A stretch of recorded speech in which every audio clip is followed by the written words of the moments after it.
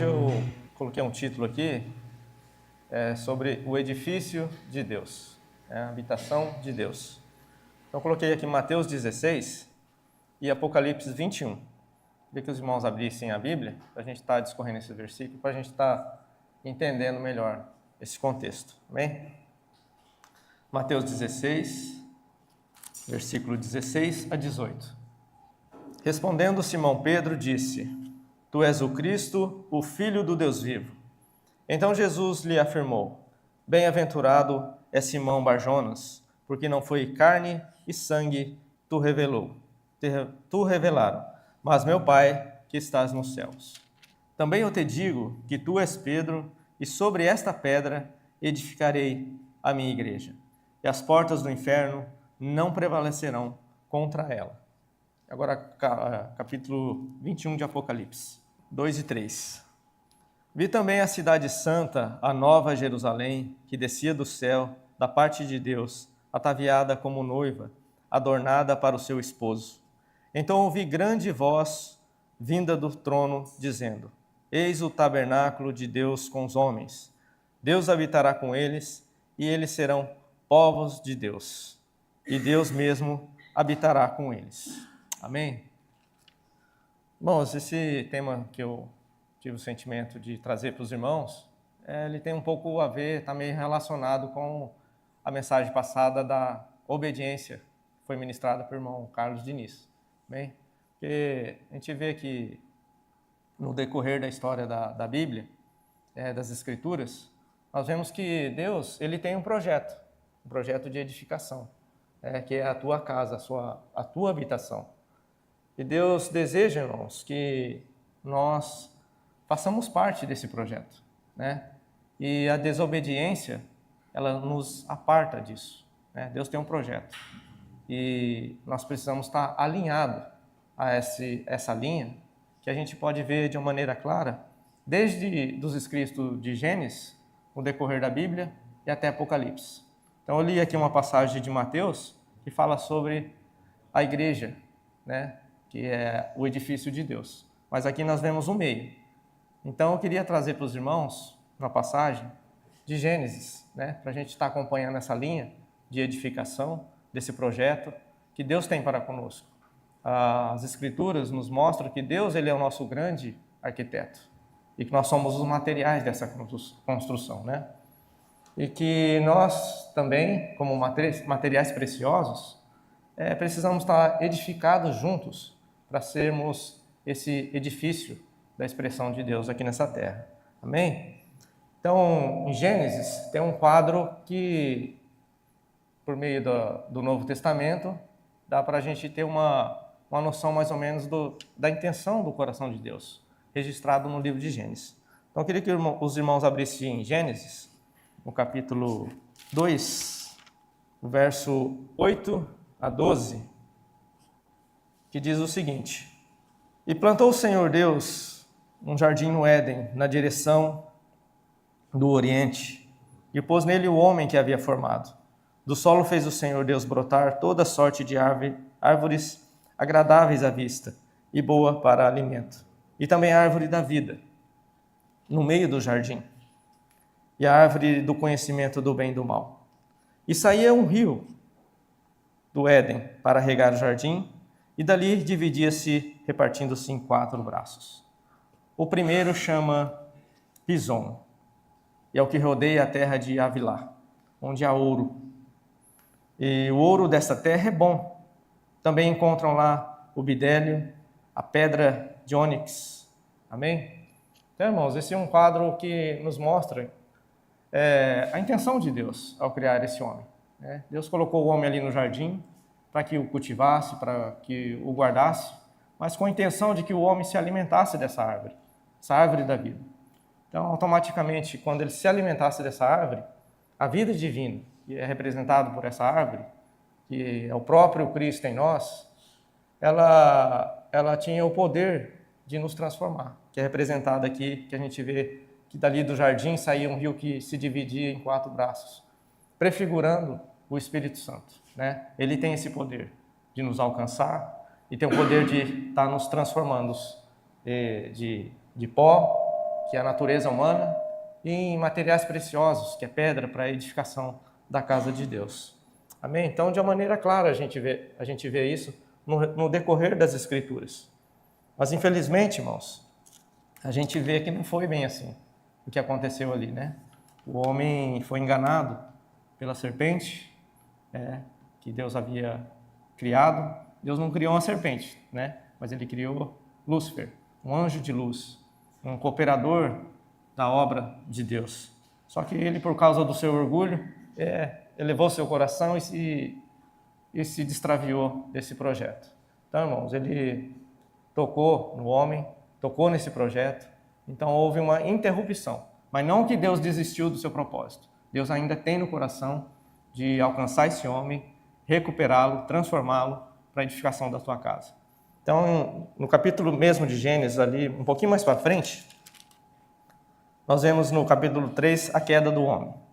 Só que eu quero tocar um ponto principal aqui, que após a queda do homem, houve um primeiro edifício. Uma cidade ela foi construída, que é a cidade de Enoque. Aqui no capítulo 4, 17, diz assim: E coabitou Caim com sua mulher, ela concebeu e deu à luz a Enoque. Caim edificou uma cidade e lhe chamou Enoque, o nome do seu filho. Então essa cidade, irmãos, ela foi edificada fora dos padrões divinos. É uma cidade edificada de acordo com a raça caída. Então não é de se esperar algo bom dali, entendeu? Então essa cidade ela teve esse princípio. E todo tipo de contaminação começaram a surgir dali. Então a gente vê que foi lamentável, né? Esse homem criado à imagem e semelhança de Deus, né? Precioso para a edificação da casa de Deus, por meio desse destravio, ele se apartou de Deus. Essa descendência de Caim, ela tomou outro rumo, né? E construiu essa cidade. Então os habitantes dali, irmãos, se corromperam, ao ponto de que Deus se arrependesse de ter feito o homem aqui nessa terra. De tamanha corrupção, esse caminho que eles tomaram, né? Mas louvado seja o Senhor, que no meio desse povo havia um homem chamado Noé, que ele achou graça diante de Deus, né? Por meio de Noé, Deus teve um novo caminho, né? O Senhor pôde usá-lo e chamá-lo no meio dessa geração perversa e pedir para ele construir uma arca. Essa arca mostra também um sentimento que Deus tem no coração, né? Essa arca ela representa um tipo de Cristo, que é como nosso Salvador, o nosso Redentor. Então há vários princípios aqui nessa história de Noé que nos alerta, que nos encoraja a seguir essa linha da edificação, né? Não tomando a linha caída que Caim tomou, né? Mas que a gente possa seguir essa linha de edificação. Interessante que nesse quadro, Noé, ele não habitava numa cidade, ele habitava em tendas. E o mais bonito disso é que ele tinha um altar e ele invocava o nome do Senhor, né? E na história, no testemunho de Noé, fala que Noé andava com Deus. Então, irmãos, Deus não está numa cidade grande, Deus está na simplicidade. É assim, na tua casa, no teu espírito, você tem um altar, você tem o nome do Senhor. Então, irmãos, Deus está presente ali, né? Que essas possa ser a nossa atitude para com o Senhor. Fazer da nossa casa, da nossa vida, um lar e um testemunho para o Senhor. Então, Deus achou caminho nesse homem, né? Porque ele tinha um coração adequado, um coração que correspondia com a vontade de Deus, que é edificar a tua casa. Mais para frente, a gente também vê Abraão. Abraão também teve nesse ambiente duas cidades que eram cidades que não correspondiam com a vontade de Deus, que era Babel, após o dilúvio, né? Os descendentes de Noé se multiplicaram e mais uma vez Satanás ele intervém para tentar usurpar, para tirar o homem desse foco, desse propósito, né? Edificando Babel. Ali também aconteceu muitas coisas, irmãos, que desagradaram o coração de Deus. Babel significa cidade dos ídolos, e também Sodoma, que é cidade do pecado. Então, mas pela misericórdia do Senhor, Deus também achou outro homem ali, chamou do meio desse povo, chama Abraão, e ele faz promessas, né? Abraão também tinha uma visão e um coração de acordo com os padrões divinos. Então Deus também pôde usar Abraão para poder estar levando a cabo esse propósito. Abraão também tinha uma tenda, ele não habitava em cidade, também tinha um altar. Interessante, né? Esse quadro. Os dois tinham a mesma característica. Não habitava nas cidades construídas pelo homem caído, mas habitava de uma maneira simples numa tenda, fora desse princípio de Satanás. Então, o que nos interessa é andar nessa linha de edificação, para o cumprimento do propósito. Amém? Então, depois de Abraão, irmãos, nós vemos a descendência de Abraão, que é Jacó, Abraão, Isaac, Jacó. Também tem um quadro interessante que eu gostaria de estar compartilhando com os irmãos, que fala a primeira vez sobre a casa, sobre o edifício de Deus, que é o sonho de Jacó. Está em Êxodo 28, tá? Se nós puderem abrir. Êxodo 28, ou Gênesis 28, perdão. Do 10 ao 17. Partiu Jacó de Betel e seguiu para Harã.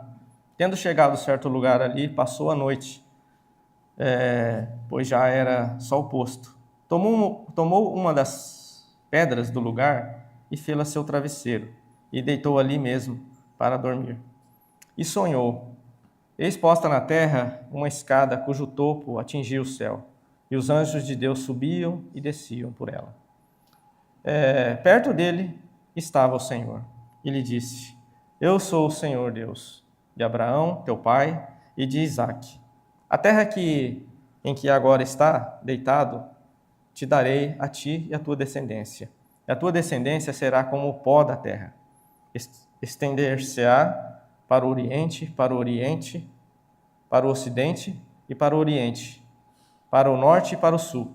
Em ti e na tua descendência serão abençoadas todas as famílias da terra. Eis que estou contigo, e te guardarei por onde for. E te farei voltar a esta terra, porque não te desampararei, até cumprir aquilo que hei de referir. Despertando Jacó do seu sono, despertando Jacó do seu sono, disse: na verdade, o Senhor está neste lugar, e eu não sabia. E temendo disse: quão temível é este lugar! É a casa de Deus, a porta dos céus. Amém. Louvado seja o Senhor. Então, irmãos, que sonho maravilhoso que Jacó teve, né? Ele pôde ter um vislumbre, né, daquilo que está no propósito de Deus, que é a tua casa. Então, esse versículo mostra a primeira vez que a casa de Deus ela é mencionada por meio desse sonho. No Evangelho de João, irmãos, capítulo 1, tem um versículo interessante, tá? Eu vou ler aqui para os irmãos. João capítulo 1, versículo 51. E acrescentou: em verdade vos digo, que vereis os céus abertos e os anjos de Deus subindo e descendo sobre o Filho do Homem. Amém? Parece estar bem relacionado esse versículo, né? Com o sonho de Jacó. Jacó, ele viu uma escada que os anjos de Deus subiam, né? Subiam e desciam sobre aquela escada. Aqui o Senhor mostra João mostra nesse versículo que o Senhor, ele é a escada. Ele é a nossa porta aberta, irmãos, que nos liga da terra ao céu. Não existe outro caminho, irmãos. Se nós quisermos ir para o céu, ou se Deus quiser vir para a terra, a pessoa é Jesus, o único e verdadeiro caminho. Amém? É glorioso também saber que temos essa porta aberta, né? Não importa a situação, mesmo assim Deus, nessa terra pecaminosa, Deus colocou essa porta, né? Que nós possamos enxergar, né? Não podemos passar despercebido e passar por debaixo da escada, né? Precisamos ver esse Senhor como nosso intermediador e o nosso Salvador, que nos conduza até a presença de Deus. Amém? Outra figura que eu queria estar compartilhando com os irmãos também é sobre o tabernáculo. O tabernáculo ele já é uma expansão daquela casinha, né, daquela tenda de Jacó, tenda de Abraão. Aqui o tabernáculo ele já é algo maior.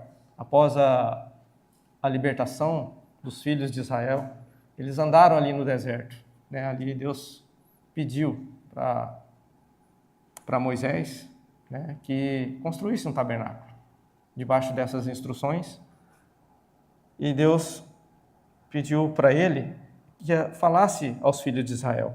Essa passagem, irmãos, está registrada no livro de Êxodo, os irmãos que puderem abrir, Êxodo 25, de 1 a 9.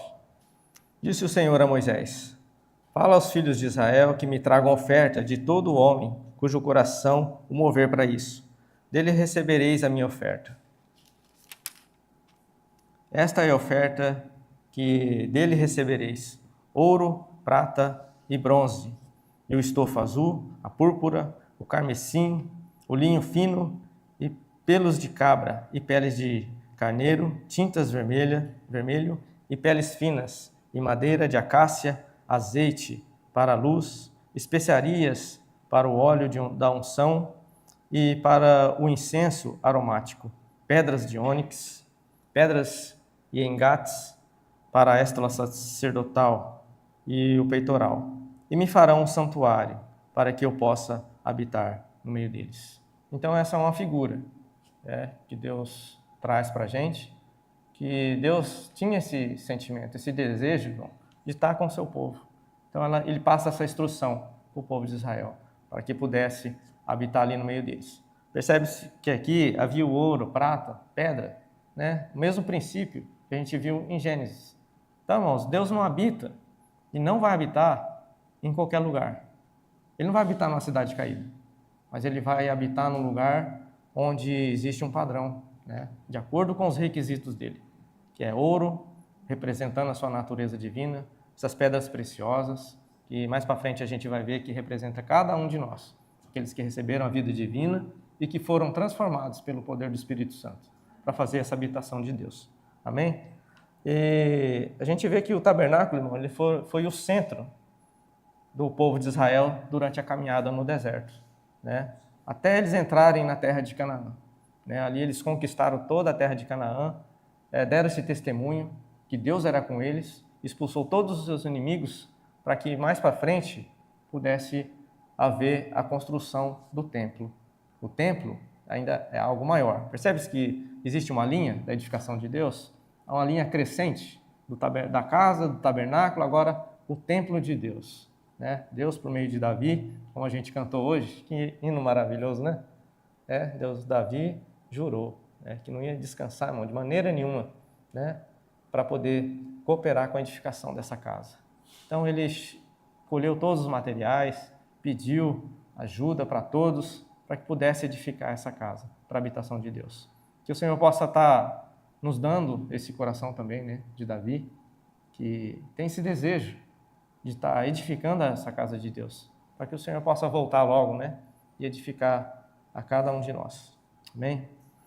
E só que nós vemos ali mais uma vez, irmãos, durante essa história do templo, que os filhos de Israel, eles novamente não obedeceram os estatutos. A gente vê várias passagens que eles não obedeceram os mandamentos de Deus, né? E Deus permitiu que os babilônios viessem e destruíssem esse templo. Oh, que terrível, né? A habitação de Deus ali foi destruída, né? Mas louvado seja o Senhor. Deus tratou com o povo, levou para cativo, escravidão, eles se arrependeram e Deus achou novamente mais pessoas que pudessem restaurar o seu templo e vir novamente adorá-lo no lugar certo, na posição correta, que é a Nova Jerusalém. Amém? Ele usa Esdras, Neemias, né? Existe essa passagem, irmãos, da reconstrução do templo. Amém? Só que essas passagens, essas pessoas, esses personagens que eu acabei de citar, irmãos, ainda é apenas vislumbre, uma sombra, uma figura do verdadeiro tabernáculo, que é o nosso Senhor Jesus. Amém? No Antigo Testamento, temos essa sombra, né? Mas agora, chegando no Novo Testamento, temos a realidade desse verdadeiro templo, que é a pessoa de Jesus. Amém? Queria ler com os irmãos no Evangelho de João também, tá? Logo no início ali, Evangelho de João, capítulo 1, o primeiro versículo fala que "E o Verbo se fez carne e habitou entre nós." Versículo, mesmo capítulo 1, 14, diz o seguinte: "E o Verbo se fez carne e habitou entre nós, cheio de graça e de verdade, e vimos a sua glória, a glória como do unigênito do Pai." No capítulo 2, 19 e o 21, um pouquinho mais para frente. Jesus respondeu: "Destruí esse santuário, em 3 dias o reconstruirei." Replicaram os judeus: "Em 46 anos foi edificado esse santuário, e tu em 3 dias o levantarás?" Ele, porém, se referia ao santuário do seu corpo. Então, esses versículos, irmão, mostram claramente que o Senhor Jesus, no Novo Testamento, Ele é o templo. Ele é a habitação desse Deus, né? Então, ele vem, ele tem esse encargo de trazer toda a realidade do que Deus é. Então, por meio da pessoa de Jesus, ele inicia seu ministério terreno com o objetivo, irmãos, de edificar essa casa. Ele mesmo disse em Mateus, lá no capítulo 16, que edificarei a minha igreja, né? Ele fala que as portas do Hades não prevalecerão contra ela, contra a igreja edificada. Então, o Senhor, ele tem esse coração de edificar a casa do Pai. O mais bonito disso que eu compartilhei é que nós fazemos parte agora desse projeto, parte dessa igreja. Então, por meio da sua morte e da sua ressurreição, nós nos tornamos esse material. Como que isso é possível, né? Por meio de uma regeneração. Quando nós recebemos a vida divina, dentro do nosso interior, a nossa natureza humana, ela é transformada, né? A natureza divina passa a habitar no nosso ser. Então, irmãos, louvado seja o Senhor. Nós não pertencemos mais a Satanás. Nós não pertencemos mais à velha natureza. Nós não somos mais pó da terra. Nós não somos comida para Satanás. Agora somos um material de edificação para a casa de Deus. Só que aí existe um longo processo ainda que precisa ser trilhado, né? Nós precisamos ser transformados. Nós somos uma pedra. O Senhor disse em Mateus 16 para Pedro, né, que antigamente o nome dele era Simão, filho de João, né? Só que ele falou assim: "Eu vou te chamar, serás agora Cefas, Pedro." Pedro significa uma pedra, um material para a edificação de Deus. Então, o primeiro passo é recebermos a vida divina no nosso interior e sermos regenerados. João também fala que nós somos, o que é nascido do Espírito é Espírito, o que é nascido da carne é carne, né? Então, nós, por meio da obra redentora, por meio da fé, por meio de crermos na pessoa de Jesus, nós temos esse poder de ser transformados em filhos de Deus, em uma pedra para edificação, né? Só que, como eu falei, esse processo ainda é o início. Precisamos ser transformados, né? Queria ler alguns versículos com os irmãos aqui, também que fala da nossa transformação. O Evangelho de João está repleto desses ensinamentos, tá? Que fala que no capítulo 10, versículo 10 diz: "O ladrão veio somente para roubar, matar e destruir. E eu vim para que tenham vida e tenham em abundância." Outro versículo interessante, irmãos, está em Romanos também, que diz: "Porque como pela desobediência," Romanos 5,19, tá? Depois os irmãos acompanham aí. "Porque como pela desobediência de um só homem, muitos se tornaram pecadores, assim também por meio da obediência de um só, muitos se tornaram justos." Então, tanto João como Paulo, eles falam nos seus escritos, tem muitos versículos, irmãos, que nos ajuda a entender, a compreender essa transformação. Romanos mesmo 12, de 1 a 2, fala que Paulo pede: rogo-vos, pois, irmãos, pelas misericórdias de Deus, que vos apresenteis o vosso corpo como sacrifício vivo, santo e agradável a Deus, que é o vosso culto racional. Ele fala mais para frente: e não vos conformeis com esses séculos, mas transformai-vos pela renovação da vossa mente.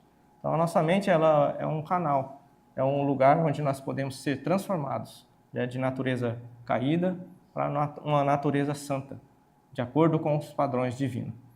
Amém? E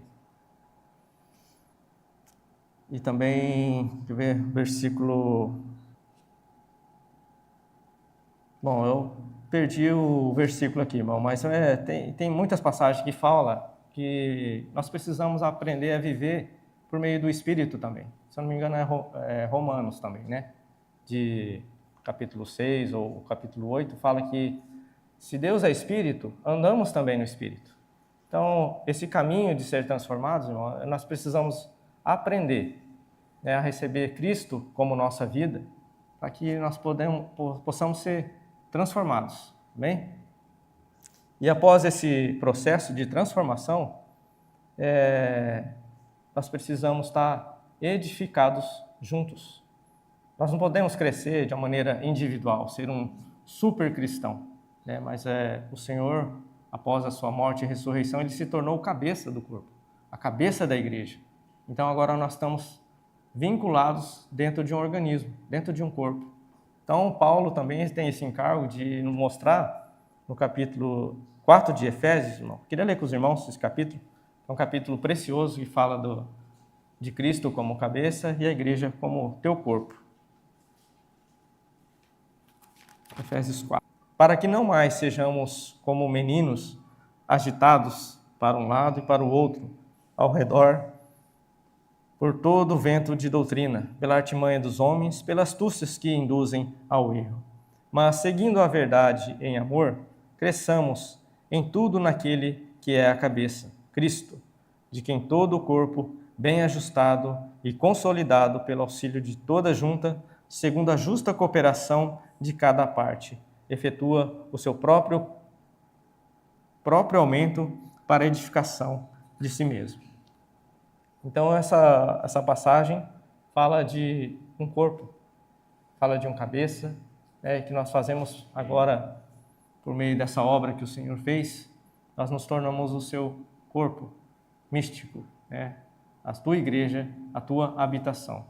Agora, irmãos, por meio do exercício dos dons, que Paulo fala aqui também, que Deus concedeu uns para pastores, mestres, apóstolos, para essa edificação. Então, agora, de uma maneira mútua, nós precisamos estar cooperando com a casa de Deus. Foi dado dons para nós. Então, que o Senhor possa estar nos dando essa clareza, desse exercício de dons, para que a gente possa estar cooperando com Ele para essa obra que o Senhor nos chamou. Amém? Interessante que aqui no final ele fala assim, que efetua no versículo 16, de que em todo o corpo bem ajustado, bem consolidado pelo auxílio de toda junta, segundo a justa cooperação de cada parte, efetua o seu próprio aumento para a edificação de si mesmo em amor. Eu toquei nesse ponto aqui de edificação de si mesmo, irmãos. Em Apocalipse, tem um versículo que diz assim, no capítulo 19, vamos dar uma olhada? Capítulo 19, 7 a 8. Alegremo-nos, exultemo-nos e demo-lhes a glória, porque são chegadas as bodas do Cordeiro, cuja esposa a si mesma já se ataviou. Pois lhe foi dado vestir-se de linho finíssimo e resplandecente e puro, porque o linho finíssimo são os atos de justiça dos santos. Aqui, irmãos, nós vemos o final do processo, Esse a si mesmo significa que a tua igreja, o teu povo, aprendeu o caminho da transformação, recebendo Cristo como sua vida, recebendo Cristo, né, como a sua transformação, desfrutando do Espírito Santo, para que pudesse ser essa expressão de Deus aqui nessa terra. Então, esse é um quadro, irmão, da Nova Jerusalém. A noiva, ela já está ataviada, ela já está pronta para o seu esposo. Então, é algo maravilhoso, irmãos, nós contemplarmos essa visão, né, de que Deus ele tem um projeto, e que nós estamos incluídos nesse projeto, nós fazemos parte dessa noiva, e que agora ela mesma, né, por meio dessa vida divina, ela alcançou a plenitude, né, que é a consumação final e máxima do plano e do projeto de Deus. Irmãos, que a gente possa ter essa visão clara, né, diante da gente, para que a gente possa estar cooperando de uma certa forma com Deus, não em nós mesmos, né, mas por meio dessa vida divina, por meio dessa natureza que nós recebemos por meio de Cristo Jesus. Amém? Para que o Senhor possa ter a sua real e plena habitação, né, que isso possa ser algo glorioso, irmãos, né, que a gente possa queimar em nosso coração essa visão. Amém?